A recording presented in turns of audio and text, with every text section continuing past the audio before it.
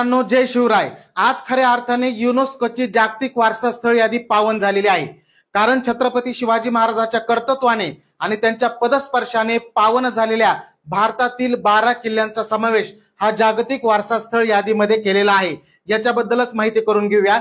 ज्या 12 किल्ल्यांचा समावेश वारसा स्थळ यादीमध्ये केलेला आहे त्यातले एकूण 11 किल्ले जे आहेत ते महाराष्ट्रामधील आहेत व एक किल्ला तामिळनाडू मधला आहे। आणि या 12 किल्ल्याला मिळून युनेस्कोने नाव दिलेलं आहे Maratha military landscape of India. आणि या नावाने या 12 स्थळाचा समावेश युनेस्कोच्या यादीमध्ये केलेला आहे।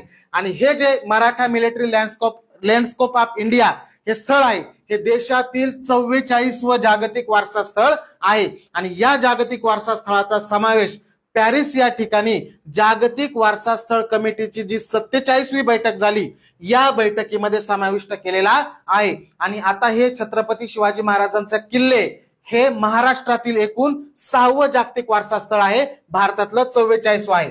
भारतात पहिल्यांदा समावेश झालेले स्थळ आहेत 1983 साली आग्र्याचा लाल किल्ला, अजिंठा लेण्या, वेरूळ लेण्या आणि ताजमहल। आणि हे जे 12 किल्ले त्याच्याबद्दल सुद्धा माहिती घेऊया। सर्वात प्रथम छत्रपती शिवाजी महाराजांची राजधानी रायगड, त्यानंतर शिवाजी महाराजांची पहिली राजधानी राजगड, त्यानंतर प्रतापगड, पन्हाळा, शिवनेरी जिथे महाराजांचा जन्म झाला, लोहगड, साल्हेर, सिंधुदुर्ग, विजयदुर्ग, सुवर्णदुर्ग आणि खांदेरी हे 11 किल्ले महाराष्ट्रातील आहेत। आणि 12वा जिंजी हा किल्ला हा तामिळनाडू मधला आहे। याला छत्रपती शिवाजी महाराजांची तिसरी राजधानी म्हणून सुद्धा ओळखलं जातं। धन्यवाद।